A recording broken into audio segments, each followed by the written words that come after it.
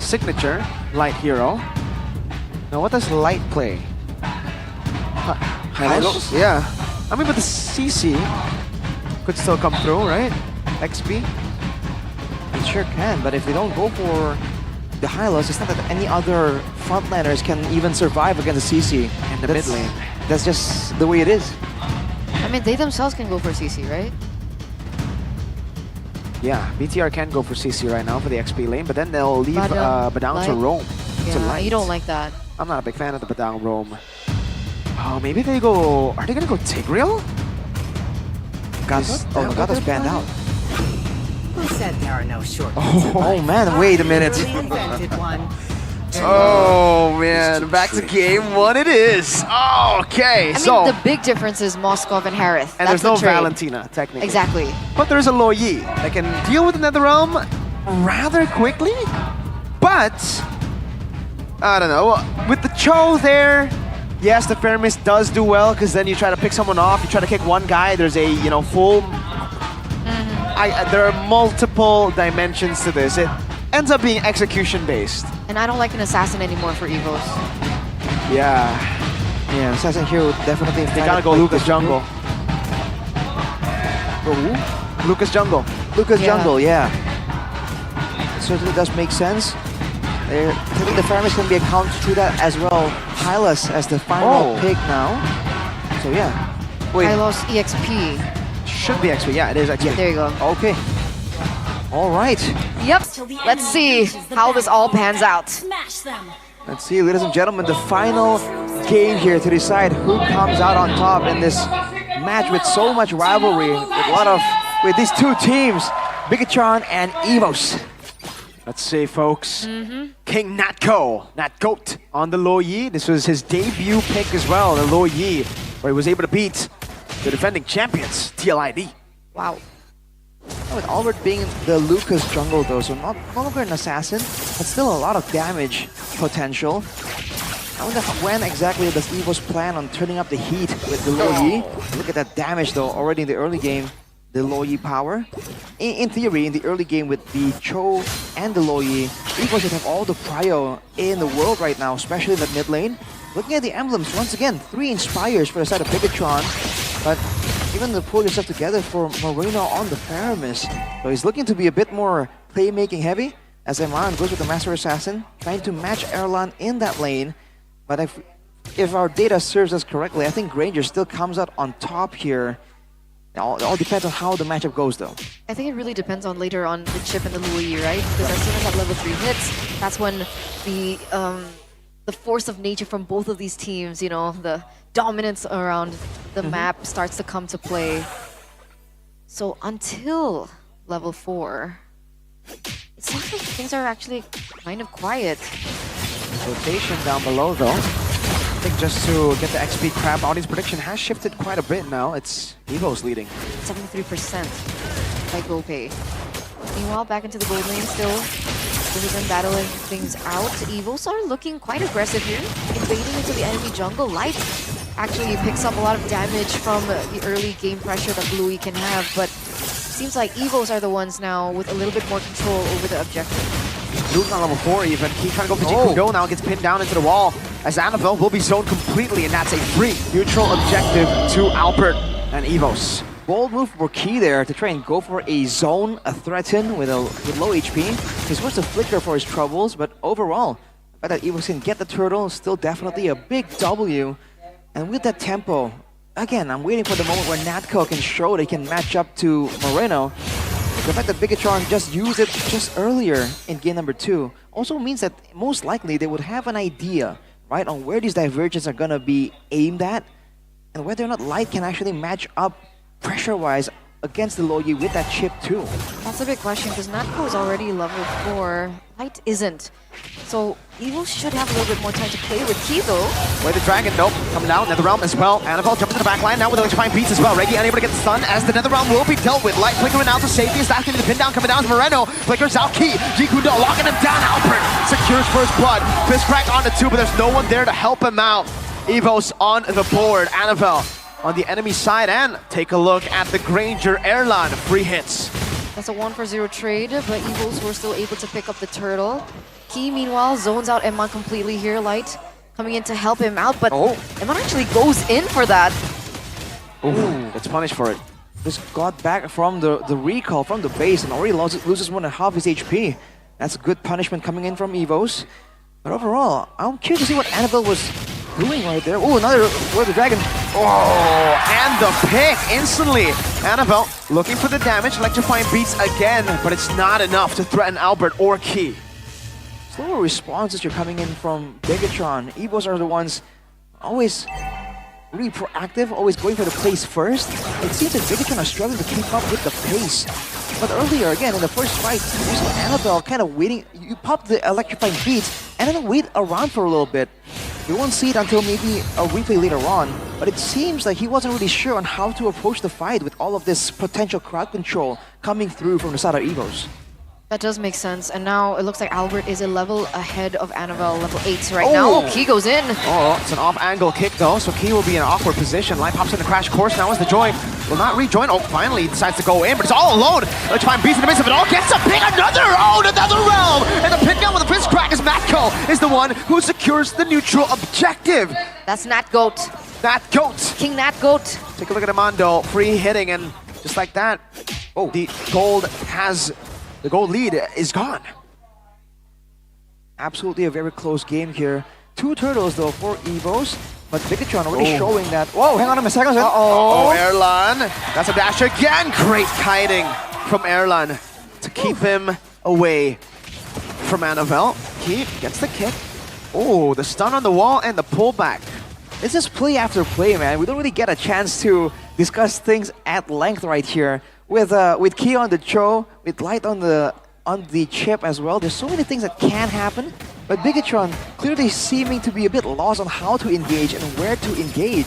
Evos, even when they have the diversion as a possibility, they can still rely on Key to engage in a straightforward fashion, so they can alternate their approach again and again. Whereas for Bigetron, so far it's looking pretty template, and they don't have a lot more flexibility in how they want to try and go for some of these plays. And it's a lot more easy for Evos as well, considering Key, despite being against Key on the show, there's no purifies on the board from the side of Bigetron too. So finding those moments, finding those pickoffs should be a lot simpler compared to Bigetron.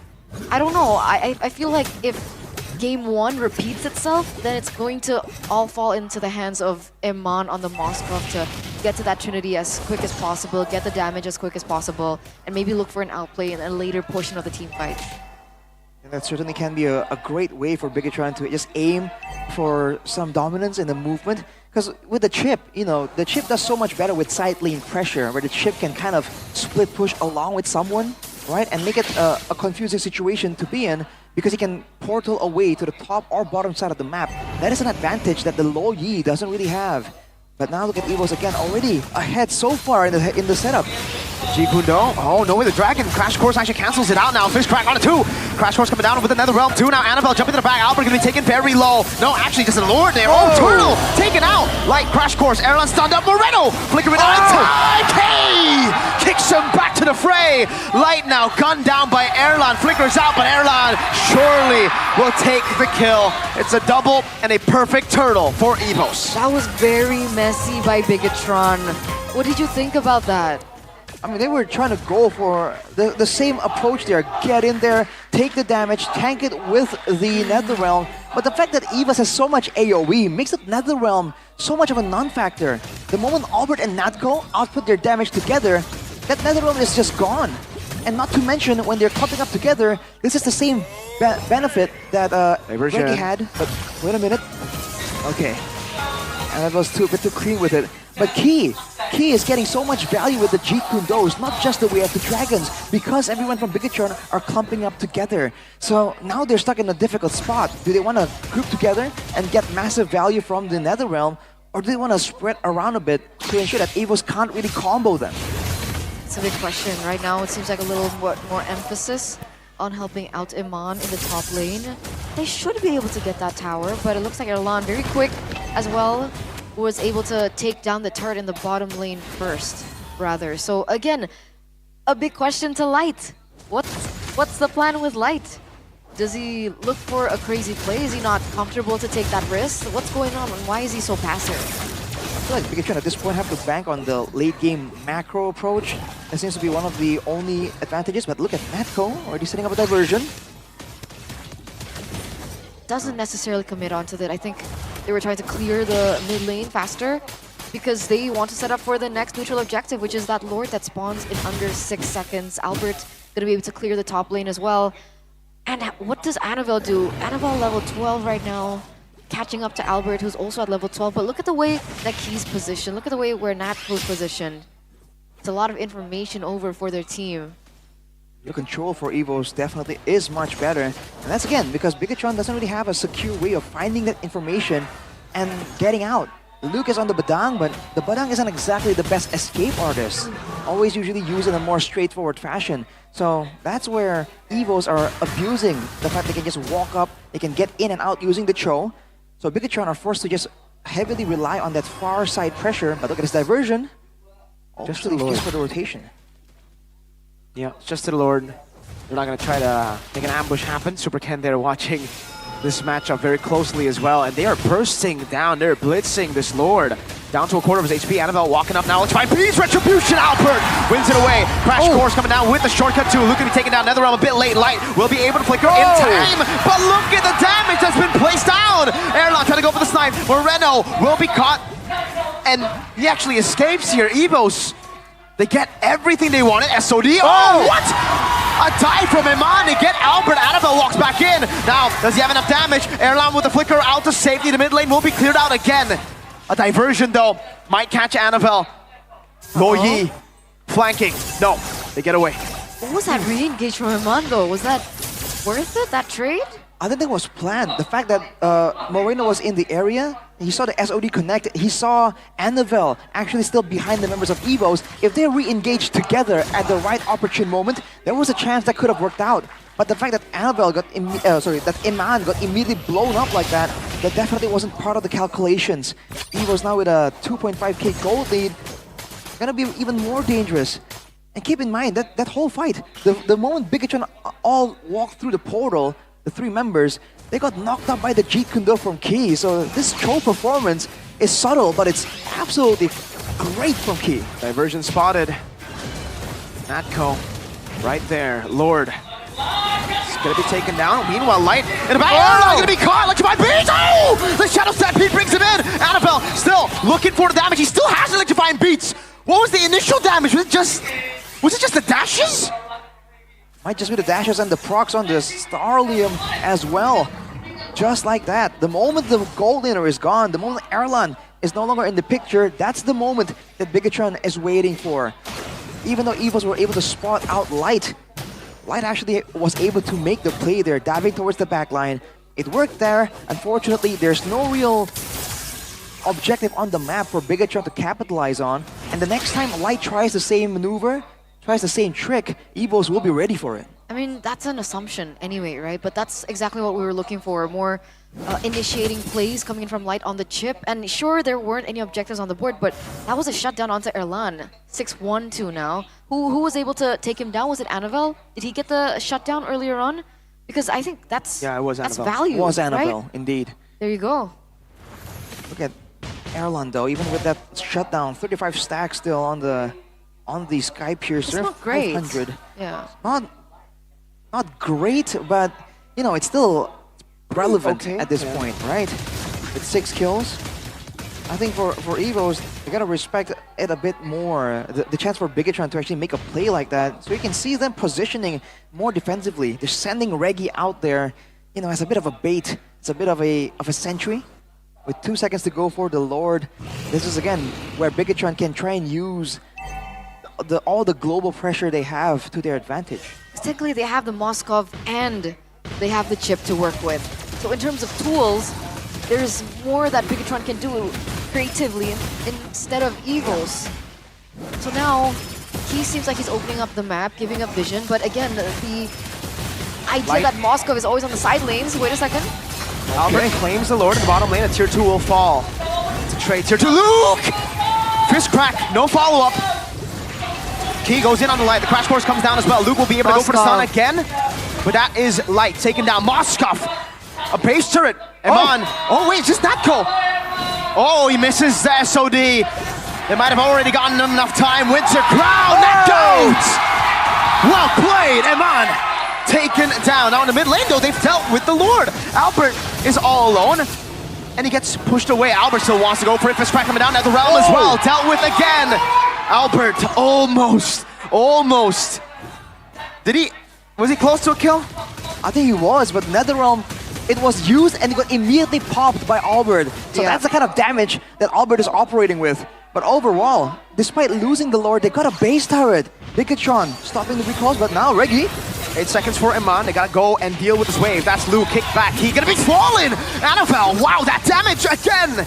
It's Erlan with a poke, but unfortunately not enough damage to take anyone down, and that's an SOD. Oh, Eman gets a crazy 4-man stun! What the heck? But the diversion was there. Wow! That was so lucky. That was so lucky for the White Tigers, man. If the diversion didn't hit as it did, that would have been disastrous. Light, however. Oh, part 2, this time on Natko! And this time they get it done! Albert bursts it down to NetherRealm! Oh, a few more shots! He gets away, Annabelle gets away as well. But it is playing out differently. That in-between turret shortcut. So that play earlier where they were able to actually get Eman wasn't worth it though, because Natko did not have the Winter Crown ready because he used it to bait Eman in that bottom lane fight. Oh boy. Because of the chase, because of the initial fight in the Lord Pit, they lost a base turret, and then they were punished afterwards as well. Bigetron finding all these weird ways to get back in the game. Now unfortunately for them, the Lord is going to be spawning on the side where the base turret is taken for Bigetron. So Evos has a chance to once again continue with their strategy so far. You just have to have a bigger eye on the map because Bigetron can absolutely go for more of a split push focus here. Extremely. Moskov is going to be an issue. Light is also going to be an issue. And as we're reaching this 15-minute moment in this game, is there anything that we need to keep an eye out for in the terms of items before we get into this next Lord fight? If the next fight happens to be a bit more of a front-to-back, then the Malefic Gun on Eman is definitely a massive factor here. He's going to be able to actually keep his distance better from the rest of the team. But look at Key! Great kick, Light, can they burst him down NetherRealm? Not enough, Moreno has placed himself in a dire spot. Moreno will be punished for that move, but he respawns back instantly. Light does not have the same mechanic built in. In the top lane though, Eman's all alone. He's all alone. Okay. That was an interesting moment, man. Because, you know... SOD. Onto Erlan. The damage placed back. Diversion spotted out. Moreno needs to run away. Luke as well. Albert looking for the engage. Luke backing him away. Dispersion, rotation, catching the fist crack though. Also doing the same thing. Key. Jikundo. That's a glorious path to lock Luke down. As that's going to be Eman trying to cut away. But Albert goes in with a nature. Still, Albert on the back wreaking havoc. Eman still able to get this pyramid as he flickers out of the way. Now Annabelle also doing the same line with the crash course again. Annabelle can take it. Now it's Reggie who has fallen as there's a wave down below. And somehow BTR came out on top. 1 for 2 trade, ladies and gentlemen. Behind that play coming through, that was insane. Again, right? The portals coming through has just been so important for Bigetron in their re-engage as well as Eman and the SODs. And it looks like Annabelle should be able to pick this up uncontested. And there it is. With a save for Evos out of nowhere with Key, a death sonata. What just happened? The steal in the last second. The winning moment, it seemed, for Bigetron has been overturned. Reggie's up, they can diversion back in. Oh no. This is not good for Bigetron. They're going for it now, but Bigetron are going to be able to actually whittle down the Lord before Evos get in the picture. Oh, look at that. Look at the damage, the piercing damage. Lord will be able to charge. Key goes over to Jikundo. That's a charge. Light with the flank as well. Oh no, Evos. A bad spot. Crash course coming down. Albert will he still be able to survive? Luke coming in as well. NetherRealm not in time there as Erlan gets another kill. Light with the flicker. Albert gets killed by Erlan one more time. Key, Jikundo away the dragon. Emma bursts it down by Erlan. Again, it's a triple. It's a maniac as he snipes Moreno down on top of the base. What is this man made of? An amazing comeback from Evos in those final moments. And it was all Erlan. It was all Doma. What?